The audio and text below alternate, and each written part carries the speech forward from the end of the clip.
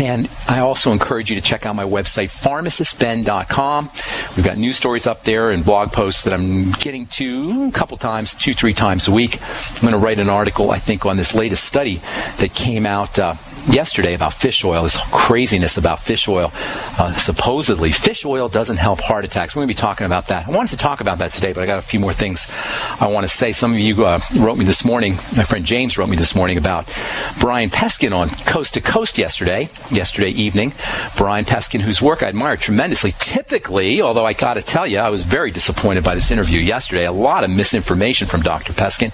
We'll be talking about that tomorrow. This craziness. Fish oil doesn't prevent heart attacks. Look, folks, you don't take a nutritional supplement because it protects you from getting a heart attack or it works on a specific organ in the body. This is a drug mentality. That's called allopathic nutrition, this idea that you take a nutritional supplement because it's supposed to help you with your heart, or you take iodine for your thyroid, or you take calcium for your bones. That's called allopathic nutrition, and drug companies love to do this because this is not how nutrients work. So, of course, if they test calcium for your bones, you're not going to get strong bones just by taking calcium. And, of course, when they test fish oil for your heart, you're not going to prevent heart attacks just by taking fish oil. But that does not devalue the critical importance of nutritional supplementation.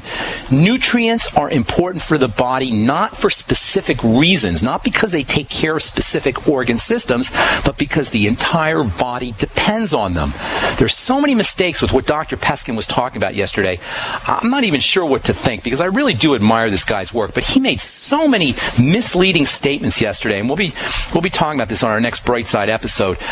It's hard to know where to begin, and the same is true. You know, I don't expect much from the mainstream media. So when NBCnews.com comes out with an article that says fish oil doesn't prevent heart attacks, blah, blah, blah, I'm not surprised. When the New England Journal of Medicine publishes a study that says they compared heart attack deaths from people who took fish oil with people who didn't, and they showed that it didn't prevent heart attacks, I'm not surprised. These are meaningless, nonsense conclusions. But when Dr. Peskin, whose work I admire, comes out and says something like that, well, that's shocking and that's very, very disappointing. And I'll be talking about that in our next Bright Side episode. So I don't want to beat a dead horse here, and I will also be writing about it on my blog at pharmacistben.com. If you've got any comments about that, I welcome your comments and questions at 855-660-4261. But I want to finish, or at least begin to finish, talking about blood acidity and what it's about, and talk about how you can really raise your blood pH, get it to the alkaline level, get it to the alkaline place where it needs to be. Keep in mind, your blood is always going to be pretty much alkaline. You can't get it. Nobody has acid blood, but relatively acidic blood. The blood pH needs to be at 7.38. 7.28 is a big problem. 7.37 is a big problem.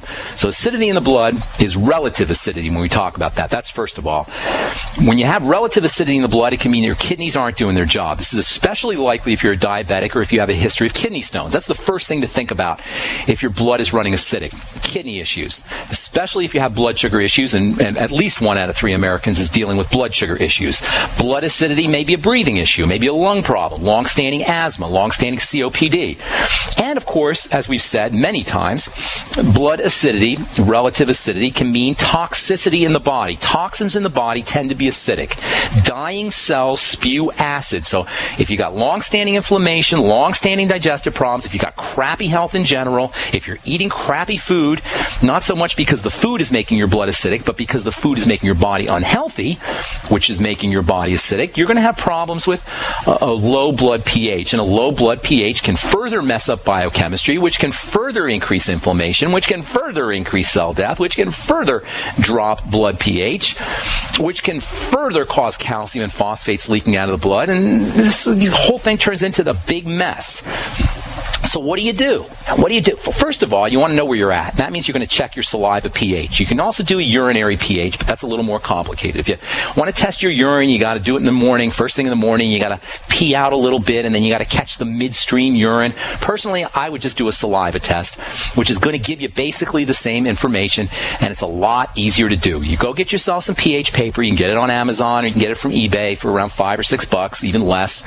Saliva pH needs to be right around 7 or so. We don't want a salivary pH that's 6.6 or 6.5. Even 6.7, a salivary pH of 6.7 is probably means you got an issue. Make sure you don't have any food in your mouth when you do this, by the way. Rinse your mouth out real good. Make sure you haven't eaten for a little bit either, because sometimes when you eat foods, that can change salivary pH. Enzymes in the food can affect the enzymes in your saliva in response to foods can affect pH. So make sure you haven't eaten for a little bit.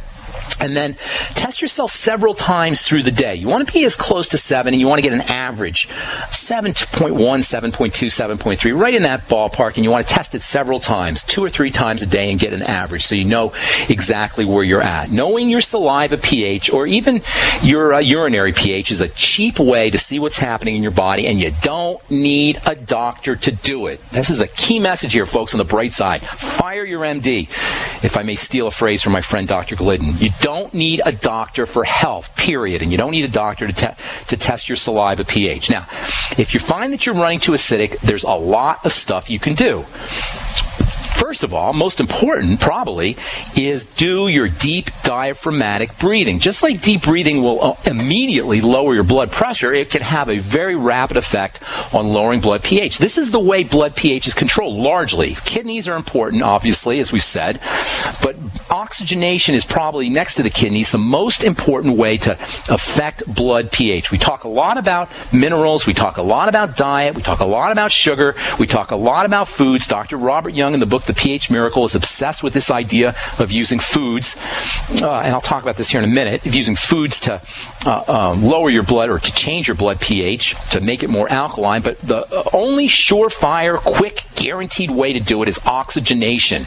And don't forget to exhale. Carbon dioxide that you blow off in the exhale is acidic. So as you're blowing off carbon dioxide, you are blowing off acid. You're exhaling it out of your system. And exhalation is just as important. In fact, I would say exhalation is probably a little bit more important than inhalation. And when you're doing your deep breathing, you want to exhale just a little bit more than you're inhaling. And actually, that will actually help you inhale a little bit more effectively as you exhale more powerfully. All right, we'll continue this discussion when we come back from our break. I'm Pharmacist Ben. Our number 855-660-4261. We're coming back at you with more good health information right now. Okay, on our next Bright Side episode, I'm going to address this whole issue of fish oil, and I'm going to talk about why Brian Peskin, whose work I admire tremendously, and I've been reading his stuff since the 90s, Beyond the Zone, and the whole cancer, hidden story of cancer. He's got a lot of good books, but he's just flat out wrong. And his interview yesterday with George Noria on Coast to Coast is just so filled with misinformation. Shame on you, Dr. Peskin. And we'll be talking about that on our next Bright Side episode. So if you're curious about this whole fish oil, this whole topic of fish oil, you're going to want to tune into that. I'd be curious to hear what you guys have to say if you are concerned, or if you read the study. Fish oil doesn't help prevent heart attacks. This was published in the New England Journal of Medicine. If I don't hear from you today on that, we will definitely be talking about it on our next Bright Side program. Continuing on with this idea of blood acidity and blood alkalinity. Number one, if you want to raise your blood pH, you got to focus on overall inflammation and toxicity in the body. That means the triangle of disease. That means correcting digestive issues, and that means stabilizing the blood sugar, and it means focusing on adrenal gland health, reducing stress, whether it's physical stress, physiologic stress, emotional stress, or mental stress. Then there's oxygenation and carbon dioxide. Inhaling will alkalinize, exhaling will blow off acid. Make sure you're exhaling a little bit more than you're inhaling, and that will actually help you inhale a little bit more effectively.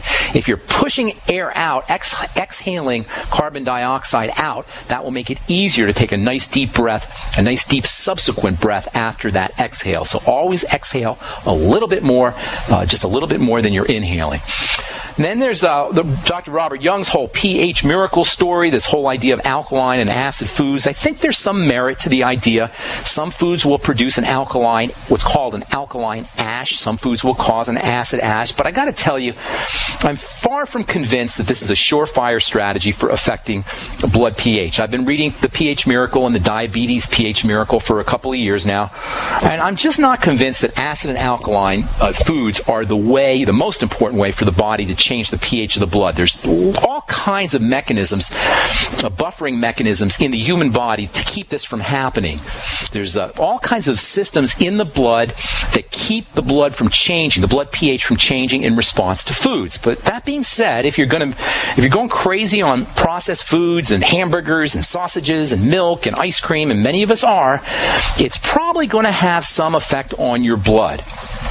And remember, acid blood can result from inflammation and toxicity.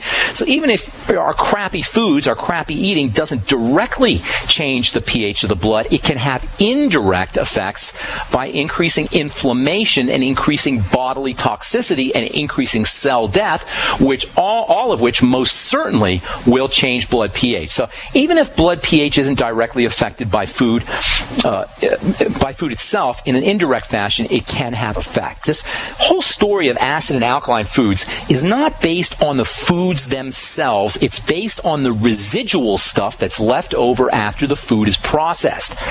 That's why acidic foods like vinegar, for example, and lemon juice and citrus fruits in general can have a net alkalinizing effect. Apple cider vinegar is obviously acidic. It's technically acetic acid. It is acid. But inside apple cider vinegar, there's lots of minerals: potassium, calcium, magnesium, phosphorus, sulfur, iron, silicon. All of these are alkaline. So even though apple cider vinegar, if you put a pH paper in there, you're going to get a pH of, say, 3-ish, something along those lines, 2.8, 2.9 maybe. Even though apple cider vinegar is an acid, once that apple cider vinegar is processed, it leaves behind its minerals, which are alkaline. Minerals, remember, love acid. They're attracted to acid. That's why liquid mineral supplements are also going to be acid. So minerals are going to be in apple cider vinegar because they're attracted to the acetic acid. They're attracted to the low pH of the apple cider vinegar. But once the acetic acid, the apple cider vinegar, has been metabolized in the digestive system, what's left over is going to be alkalinizing minerals. So apple cider vinegar is net alkalinizing. So it's not the food itself that's the problem, it's the net, what remains after the food is processed. This is why apple cider vinegar is such an amazing supplement. It's a source of acid for activating your digestive enzymes and for helping you digest your food.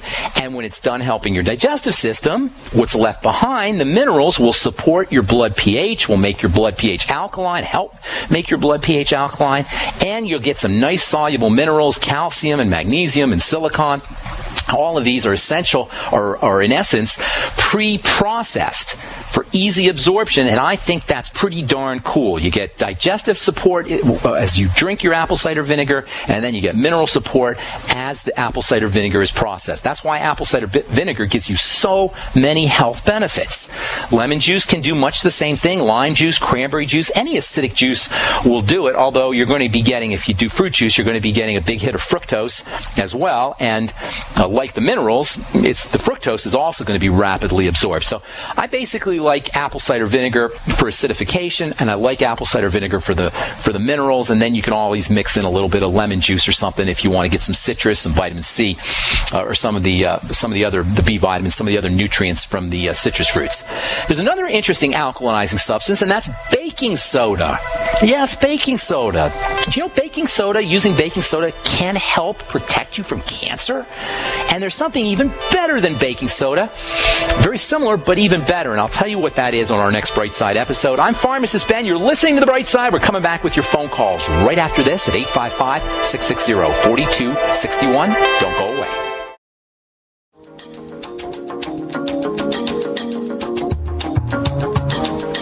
All right, we're back on The Bright Side. I am Pharmacist Ben. Thank you for being here. We're talking about acidity in the blood, and there's so much to talk about. I keep meaning to finish this up. Strategies for reducing acid levels in the blood. Probably the best is taking care of your body, because acidity in the blood is a sign that there's toxicity and inflammation, crappy lifestyle, crappy food. The next best way is breathing. Oxygenation, inhaling will reduce acidity. Blowing off acid will reduce acidity as well. Make sure you're exhaling a little bit more than you're inhaling. And let's see, apple cider vinegar can do it. And then there's the whole baking soda issue, which I find quite fascinating. Dr. Mark Sircus, SIRCUS, writes a lot about this. There's some really interesting studies on alkalinization using baking soda and cancer. If you don't want to use baking soda, and some folks don't like baking soda, there's something even better than baking soda. It's along the same lines. I'll tell you about that on our next Bright Side episode, and it's something that you can make right in your kitchen. And we'll talk about that next time. We'll also talk about this study that came out, this fish oil study. Fish oil does not help prevent heart attacks. NBCnews.com. I'll tell you why that's flat out bad science, why that's misleading, and why Dr. Peskin on Coast to Coast, for you guys who listened to Coast to Coast yesterday evening, why Dr. Peskin's information is just pretty darn disappointing, because not only is it just bad information, but it's also very misleading. I'll tell you what I mean on our next Bright Side program. I am Pharmacist Ben, our number 855-660-4261. You're listening to The Bright Side on the Genesis Communication Network. Time to take our first phone call of the evening, or the morning. Let's go to Chuck in Texas. Welcome to The Bright Side. Chuck, what's up? Well, hi, Ben. Hello. My wife and I are really addicted to your show, and thanks for doing it. Sure. I'm having a hard time, Chuck. I'm having a hard time hearing you. I know if you're on speaker, get off the speakerphone because I can't hear you. Okay, now give me that compliment again, because I want to hear it loud and clear. We're addicted to your show, and thank you for doing it. We've become a huge fan. Thank you. Thank you. Since childhood, I'm 66. I've had problems with psoriasis, mostly on the scalp, and okay. the last 2 years it's been particularly frustrating because it's so intense. And I've done all the various shampoos, and nothing ever works. And I just wanted. Not surprised. I'm not surprised because psoriasis is not a skin issue, and it's not a scalp issue. It's a metabolic issue. It's a chemistry issue, and there's no shampoo on planet Earth that can change your metabolism. So let's talk about psoriasis real quick. I didn't mean to cut you off. Is there anything else you want to say before I get into this? No, that's really it, and I realize it's probably internal more than external. Absolutely. Here's the thing about psoriasis and skin issues in general. You know, you look at your skin and it just looks like a coating or some kind of surface, some kind of covering that covers up the inside of the body, like an envelope that protects the inside of the body. But it's much more complicated than that. Very close to the surface of the skin, you have rivers of fluid, and these rivers of fluid are called the circulatory system, and they're basically the blood and they're the lymph. The blood carries oxygen, the blood carries nutrients, it drains out poisons. The lymphatic system is part of your immune system, and this is where a lot of toxicity is located.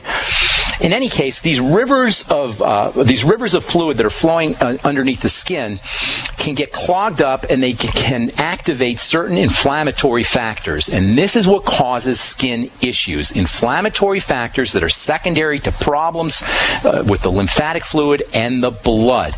Once the lymphatic fluid and the blood become toxic, this initiates inflammation, and this inflammation will show up as acne, it will show up as eczema, and it will show up as psoriasis. Bottom line, psoriasis, like eczema, like acne, is a manifestation of an immune system that has been activated. There's two reasons why the immune system becomes activated. Number one, because the wrong stuff is getting in, and number two, because the right stuff is not getting in. So, first of all, for psoriasis, for acne, for eczema, for rashes, for rosacea, and let me tell you something, I've been in the skincare business since 1983.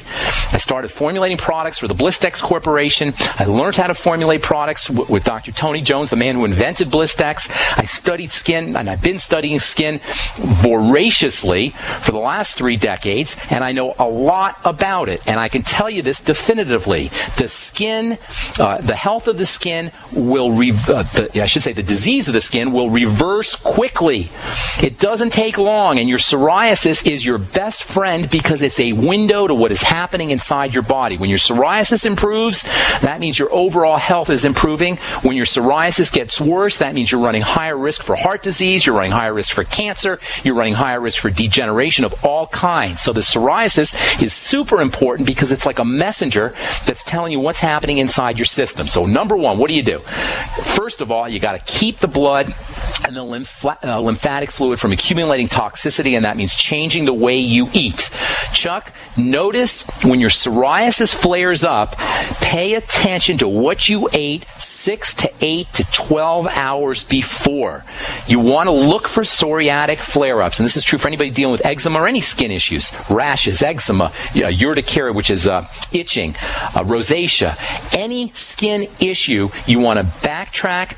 You want to think about what you ate 6 to 8 to 12 hours before, and that will be a major clue towards foods that you're having a problem with, and those are foods that need to be avoided. That's step number 1, avoiding pro-inflammatory foods. Step number 2, protect the digestive system using number 1, probiotics, using number 2, the digestive enzymes, using number 3, apple cider vinegar, and using number 4, lecithin, which will help you process fats. So you're going to be paying attention to problem foods, and then you're going to be using digestive support supplements, probiotics, apple cider vinegar, lecithin, digestive enzymes, glutamine powder, bone soup, cartilage products, the Z-Radical from Longevity. Anything you can do to support digestive health and digestive wellness is going to be in your anti-psoriatic interest. Then the third thing you want to do is you want to take nutritional supplements that are important for skin health. One of the best, despite what you hear from Dr. Brian Peskin, as we'll talk about here on our next Bright Side program, one of the best anti-inflammatory nutrients for the skin is omega-3 fatty acids, especially fish oil. Take that, Dr. Peskin.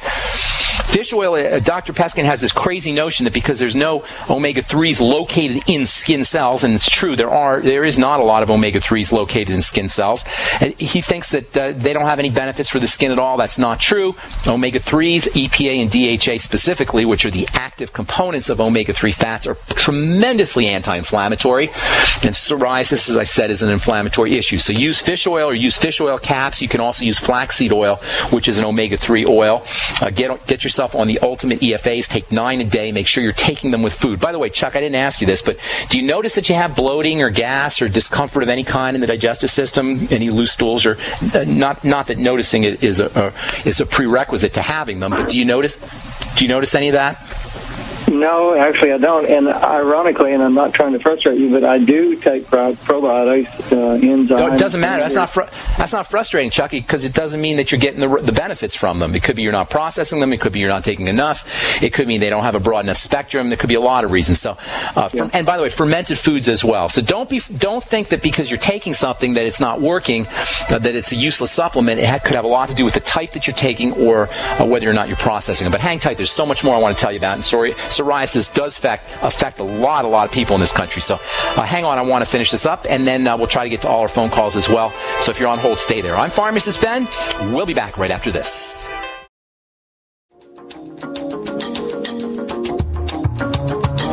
All right, we are back on the bright side. Chuck, you there, my friend? I want to run this down real quick for you. If you want to think about psoriasis as an inflammatory condition, surprise, surprise, pretty much everything is an inflammatory condition. So it's an inflammatory condition of the skin. Skin cells go crazy. They start to grow in this out-of-control fashion. So that's the first thing. It's an inflammatory condition. Whenever there's an inflammatory condition, you have an immune condition. Immune system is your defense system. Whenever you have a defensive reaction, that means something is getting into the body that the body feels like it needs to defend itself against. That means food. Now, you can have a defensive reaction against something you're inhaling or something that's theoretically getting in through the skin. As we said a million times in this program, those are rare. More than likely, when there's inflammation, when there's a defensive reaction, you have a food condition. So focus on digestive system health. If you're taking probiotics and it's not benefiting you, that doesn't mean anything. It could mean that that doesn't mean that the probiotics are somehow useless. It could be the wrong kind of probiotics, not enough probiotics, you may have the wrong spectrum of bacteria, or it may mean that you're constantly putting the same kind of food into your system. Now, I got to tell you, Chuck, you said you don't have any digestive issues that you know of, but that's almost impossible, my friend. And I don't mean to deny your personal experience, but the fact is, at the age of 60, with a history of psoriasis, I will bet my house that there's something percolating in your digestive system, and it's something that you can miss it, but it's something that you got to see on some level. It's either diarrhea, constipation, constipation, bloating, gas, heartburn, something. So it's very important, not because you're a bad person or not because I'm judging you or this is a moral issue. It's very important that you notice these things because these are your body's announcements to you that something, it doesn't like something you're putting in the system. Psoriasis is digestive. There's no way to have a psoriatic problem without a digestive problem, and if you're not noticing it, it simply means you're not noticing it. It doesn't mean it's not there. So problem foods, probiotics, bone soup, apple cider vinegar, lecithin, ultimate enzymes, anything you can do for your digestive system is going to be in your interest. And there's wonderful anti-inflammatory nutrients that are specific for the skin. Omega-3 fatty acids are a must-have, in my opinion, especially fish oil, although some people get benefits from flaxseed oil. Personally, I'd be using both if I had psoriasis. The mineral zinc is incredibly important for skin health, 50 milligrams of zinc a day. Vitamin A and D are probably the two most important vitamins for psoriasis and for eczema. Everybody knows that they go out in the sun, their psoriasis improves. That's vitamin D. Even dermatologists will put you under a sun lamp, again, for vitamin D. Make sure you're getting your vitamin D from the sun, or not as good as the sun is getting some vitamin D supplementation, maybe 5,000 international units a day of vitamin D3. Keep in mind, if you have digestive problems, you may not be getting the maximum benefit of the vitamin D, but at least take some vitamin D, and make sure you're getting 20,000 international units of vitamin A a day, and then take your vitamin A and D with fatty meals and fatty foods. It wouldn't hurt you to throw in a little bit of pancreatin and bile salts with your digestive enzymes to make sure that you're absorbing your fats. So, long story short, and vitamin C also will help, either topical vitamin C and as well as internal vitamin C, and you can also use topical zinc oxide for psoriasis. For psoriasis, think inflammation, think digestive system, and especially focus on the fat absorption system, which means the fatty vitamins as well as minerals. I know there's a ton of information there, but that's a good thing, and nobody has to deal with psoriasis. Most importantly, Chuck, is treat your psoriasis as a sign that your body is in distress, and that can lead to all kinds of havoc, including ultimately shortening your life. So it's much more than an unpleasant cosmetic condition, and I wish I didn't have to move on. I got all kinds of folks on hold here, Chuck, so I got to move on. Thank you so much. God bless you, and I hope everything works out for you. All right, next on the line, let's go to Leo. What is up, Leo in Oregon? Oh, Leo, my friend. Good morning. Yes, how's it going? I hate to rush you, bro, but I got a bunch of folks on hold here. What's cooking, my friend? Okay, well, I just came off a 48-hour fast yesterday evening, and how you feeling? I'm feeling good. Last time I was on, I talked about willingness. What makes somebody willing to be healthy? And I thought about it, and I figured, well, most people that are listening to your show are probably, in that direction already. They're probably headed in that direction already. So, and one thing that I've stopped doing over the months was actually listening to your show. And after the holidays, I was really living really healthy before, about 3 months before the holidays. Probably healthier than I have been living in years. I was eating a lot of raw foods. I wasn't doing bad combinations. I was taking Beyond Tangy Tangerine. I was supplementing my diet with, about 70% of the vitamins and minerals you just mentioned on air. But filling your head. So I would say one of the things to motivate people would be to continue to listen to the show, because putting health information into your mind is going to bring you. And another thing, that during my fast, I did it for physical reasons, and about 37 hours into it, I really started to feel the toxins, because I hadn't been eating healthy before I went into this fast, and so I could really feel the toxins, starting to loosen up, and my tongue was really pasty and nasty, and I started to get a slight headache. And so I just want to let people know, if you fast, you can probably expect stuff will come out. Stuff will come out, and you probably won't feel really great if you have a lot of bad stuff in your system. But know that it's still, what you're doing is good for you. Thank you, Leo. I want to take a couple more calls. Leo, we're going to talk about fasting, not next week, but the week after. Can I get you to listen in, maybe contribute when we cover fasting?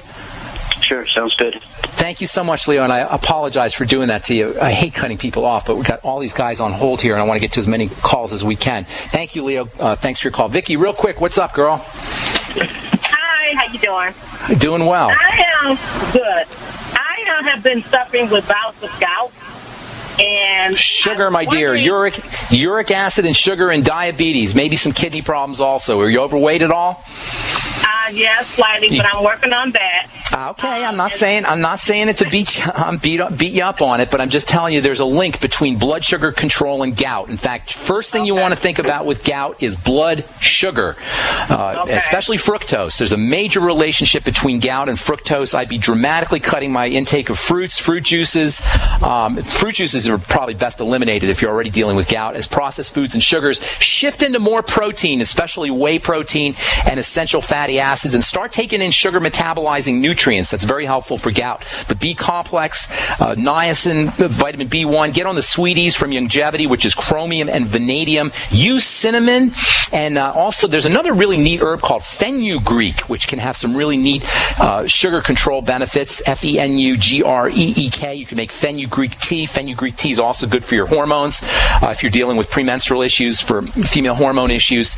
And then in the B complex, thiamine, vitamin B1, and niacin are very important. The mineral zinc can be helpful for folks dealing with gout. Magnesium is a super mineral for a lot of things, but also very helpful for gout too. But focus on blood sugar issues if you're dealing with gout, and focus especially on fructose.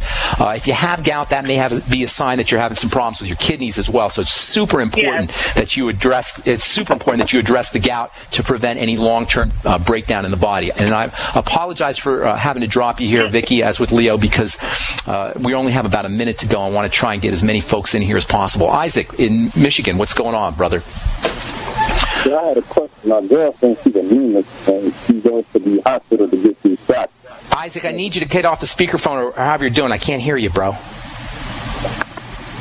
Yeah, I have a girlfriend, she's anemic, and she goes to the hospital to get these iron shots, and it causes her skin to out real Dummies. bad. That iron thing for anemia is just dumb, because if you're not processing iron through the digestive tract, and most folks with anemia are not processing their foods, that iron is not going to make it into the blood. It's just stupidity. People, you can't just take iron for anemia. Anemia is a defect of red blood cells. It's a problem making red blood cells. Red blood cells carry oxygen. If you're not making red blood cells, you're not going to carry oxygen, and you're going to be anemic.